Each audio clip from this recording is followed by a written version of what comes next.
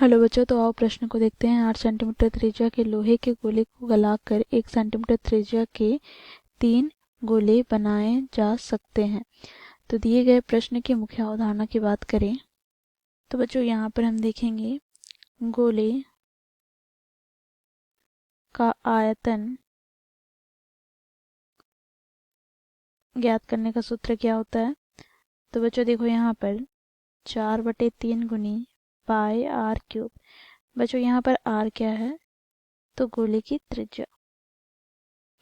तो इस मुख्य अवधारणा की सहायता से हम दिए गए प्रश्न को हल करते हैं।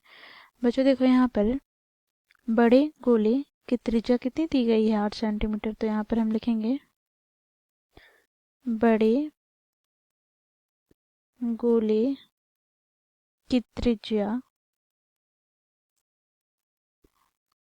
कैपिटल आर से प्रदर्शित करते हैं, तो ये हमें दिया गया है 8 सेंटीमीटर। तो यहाँ से बच्चों हमें बड़े गोले का आयतन प्राप्त क्या हो जाएगा। तो देखो यहाँ पर 4/3 गुनी पाई गुनी 8⁻3, ठीक है, सेंटीमीटर क्यूब। साथ ही बच्चों यहाँ पर देखो छोटे गोले की त्रिज्या को हम स्मॉल आर से प्रदर्शित करते हैं, तो ये हमें क्या दे रखा है, 1 सेंटीमीटर।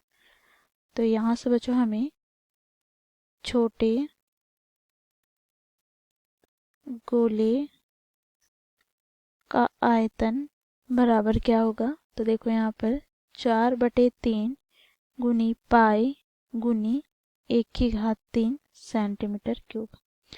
अब बच्चों देखो यहाँ पर छोटे गोले की संख्या बराबर क्या होगा। तो बच्चों देखो बड़े गोले का आयतन बटे में क्या हो जाएगा, तो छोटे गोले का आयतन। अब बच्चों देखो यहाँ से हम देखेंगे बड़े गोले का आयतन क्या ज्ञात किया है। तो 4/3 गुनी पाई गुनी 8⁻3। तो यहाँ पर हम लिखेंगे 4/3 गुनी पाई गुनी 8⁻3 बटे में क्या हो जाएगा, तो छोटे गोले का आयतन क्या है। तो देखो यहाँ पर 4/3 गुनी पाई गुनी 1⁻3। तो यहाँ से बच्चों देखो 4/3 पाई से 4/3 पाई कट जाएगा। यहाँ से 8⁻3 बटे में 1⁻3 अर्थात 1 प्राप्त हो जाएगा, अर्थात यहाँ पर 8⁻3। बच्चों देखो 8⁻3 हमें कितना प्राप्त हो जाएगा, तो 512, ठीक है। तो छोटे गोले की संख्या में कितनी प्राप्त हो गई, 512। तो प्रश्न में यही पूछा गया है कितने गोले बनाए जा सकते हैं। तो देखो यहाँ पर 512 गोले बनाए जा सकते हैं।